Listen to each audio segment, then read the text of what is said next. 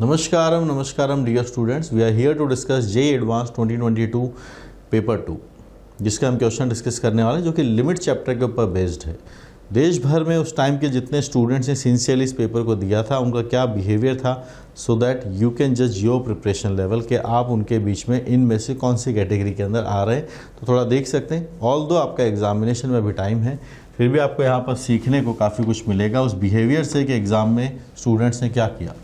10.1% student ऐसे थे जिन्होंने इस क्वेश्चन को सही किया। जब आंसर हमें पता है कि 0 से 9 के बीच में है तो यहाँ पर गैस वर्क भी चलेगा। 1/10 की प्रोबेबिलिटी है कि आंसर सही हो जाए, तो बिल्कुल सही। 10.12 के अंदर 1-2% बच्चे ऐसे भी होंगे जिन्होंने इसका आंसर तुक्का लगाया होगा। फिर भी अगर हम देखें क्वेश्चन फेयरली काफ़ी सारे स्टूडेंट हैं, 15,000 स्टूडेंट हैं आउट ऑफ 1,55,670। हर साल जेईई एडवांस वाले आफ्टर द एग्जामिनेशन इस डेटा को रिलीज़ करते हैं कि पूरे देश भर में रिस्पांस स्टूडेंट का कैसा रहा, क्या उनका बिहेवियर था। ठीक है, यहाँ देखिए 61% स्टूडेंट ऐसे जिन्होंने इस क्वेश्चन को छोड़ दिया बिकॉज नेगेटिव मार्किंग है। मार्किंग स्कीम हमेशा क्वेश्चन को अटेम्प्ट करने के अंदर रोल प्ले करती है। वहीं पर -1 की मार्किंग है रॉन्ग आंसर्स के लिए। आते हैं क्वेश्चन के ऊपर स्ट्रेट अवे, और यहाँ पर हमको एक लिमिट दिया हुआ है। ठीक है, लिमिट को हमने देखा तो यहाँ पर e⁻x³ - 1/x³ 1/3 फॉर्म चेक करते हैं। सबसे पहले वो क्लियरली दिख रहा है कि ये एक एक्सपेंशन का फॉर्मूला है, यहाँ पर लगने चाहिए। एक्सपेंशन से इस क्वेश्चन को सॉल्व करना हमें चाहिए। तो एक्सपेंशन के लिए कुछ स्टैंडर्ड एक्सपेंशन है, वो मैं आपको बता दूं कि e⁻x का जो एक्सपेंशन होता है ये बिल्कुल हमें याद ही होना चाहिए। ये बन जाएगा। अभी जैसे e⁻x³ है तो इसी एक्सपेंशन में यहाँ x³ है तो पूरी जगह पर x की जगह क्या लिख दिया जाएगा, x³।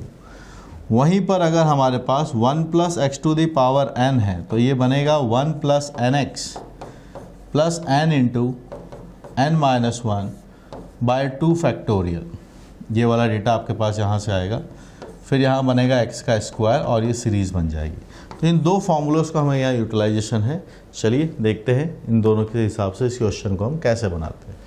बीटा की वैल्यू मैं यहाँ पर रखने जा रहा हूँ। यहाँ पर हमने लिखा है लिमिट है और x → 0 की तरफ हम चले हैं। e⁻x³ का एक्सपेंशन करेंगे तो 1 + x आता है, आपने देखा, तो फिर x की जगह x³ रहेगा। फिर x का स्क्वायर आता है तो फिर यहाँ से इसका फैक्टोरियल हम यहाँ पर बनाने चले। यहाँ आपके पास अब चलेंगे तो 1 - nx आता है, n का वैल्यू है 1/3, यहाँ पर है x³। फिर आता है आपके पास है n-1/2 फैक्टोरियल, और जो डेटा है जो है -x³ इसका होगा होल स्क्वायर। ठीक है, और आगे बढ़ते हैं। ये लिखा हमने, अभी हमारे पास 2 टर्म्स और हैं। थर्ड वाले को भी एक्सपेंड करेंगे। सो 1 - 1/2 x का स्क्वायर आता है, आप इसको लिखेंगे 1/2 -1/2/2 फैक्टोरियल, और यहाँ पर है -x² का होल स्क्वायर। और ये पूरा expansion is getting multiplied with sin x। sin x के साथ इसका मल्टीप्लिकेशन है।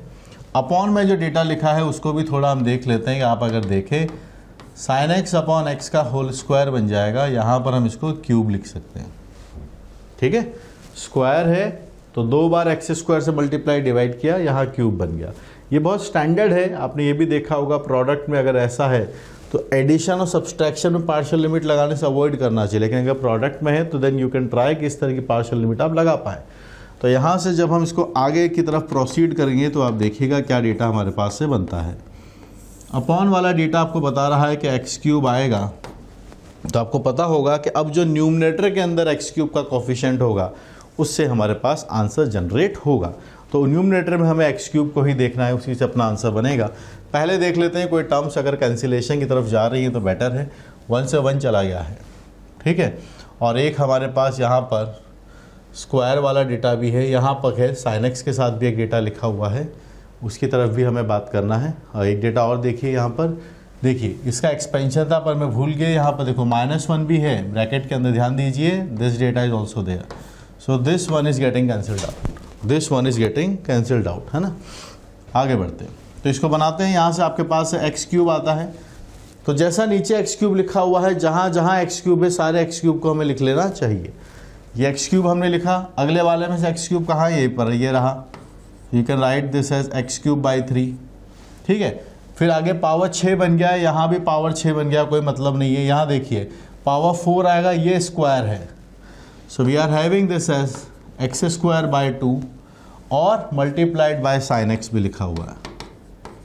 और यहाँ पर फिर आपके पास हायर डिग्रीज हैं, हायर डिग्री ग्रेटर देन 3 हमारे काम के लिए नहीं है। यहाँ चलते हैं, क्यूब को थोड़ा सेटल करते हैं और बनाते हैं आंसर की तरफ। क्यूब बनाए, डिवाइड करेंगे 1 + 1/3 माइनस आपके पास से 1/2 आता है और यहाँ से आएगा आपके पास sin x बाई x आएगा। पावर 3 से ज़्यादा है, क्यूब से डिवाइड कर रहे हैं तो हमें एक x तो ज़रूर मिलेगा। अगर 3 से बड़ी पावर है और यहाँ x पावर क्यूब है तो एक x तो ज़रूर मिलेगा। लिमिट जब हम लगाने जाएंगे तो आप देखिएगा बीटा का डेटा आपके पास से 1 + 1/3 this is half and it is 1 और ये पूरा डेटा आपके पास यहाँ से 0 बन जाएगा। ये पूरा डेटा सामने वाला 0 बन जाएगा। इस लिमिट को हम सॉल्व करते हैं यहाँ से तो आपके पास डेटा बनेगा 1 - 5/6 आपके पास से डेटा बनता है। लेट्स चेक करते हैं पूरा डेटा एक बार कि क्या है कंप्यूटेशन के बाद आने वाला है। सो 2 - 3 सो इट इज़ 1/6 डेटा आता है, तो फाइनली निकल के 5/6 आएगा। सो बीटा की वैल्यू 5/6 है, तो आप देखिए फिर यहाँ से 6 टाइम्स बीटा अगर हम निकालने पहुँच गए तो ये आंसर आपके पास आएगा 5। सो 5 इज़ द आंसर गाइज। इस लिमिट का आंसर हमारे पास 6 बीटा का पूछा गया था, दैट इज़ 5। ऐसे आप इसके अंदर मन लगा के पढ़िए तो आप देखिए आंसर सीधा सा बेसिक कॉन्सेप्ट के ऊपर था। 5 इसका आंसर आ गया। स्टैंडर्ड लिमिट से हमने इसको बनाने की कोशिश की। स्टैंडर्ड लिमिट एक जगह लगाया, बाकी सब जगह सीरीज एक्सपेंशन के फॉर्मूले उसको बनाने से बात बन गया। Okay guys, so we are getting 5 as an answer.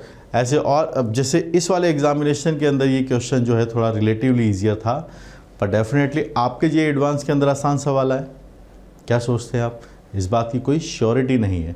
कुछ सवाल आसान आएंगे, कौन से चैप्टर से आएंगे इसके लिए ये मैं आपको एडवाइस दूंगा कि ऑलमोस्ट सभी चैप्टर्स को आप कवर करके चलिए, मैक्सिमम सिलेबस का कवरेज करके चलिए और अच्छे सवाल भी हमें आते हुए सब चैप्टर्स के अंदर सीखने हैं। For that you need resources के लिए आपको ये जो पियर्सन की जो बुक्स है जो लेटेस्ट अवेलेबल है मार्केट के अंदर उनको आप यूटिलाइज़ कर सकते हैं। They are always available on Amazon, Flipkart, सब जगह अवेलेबल है। इनको आप यूटिलाइज़ कीजिए और अपनी जेईई की प्रिपरेशन के अंदर 4 चांद लगाइए। जो आपको सीखनी है बातें वो आप सॉल्ट बुक से भी सीख सकते हैं, ऑल बुक्स आर सॉल्ट। और अगर आपको मेरे कोर्सेज चाहिए जहाँ से आप सीखना चाहते हैं, आपको मेरी पढ़ाई हुई सिखाई हुई बातें समझ में आती हैं, तो आप ऐप इंस्टॉल कीजिए अपलिफ्ट जेईई। वहाँ पर I am there for upliftment of your JEE preparation.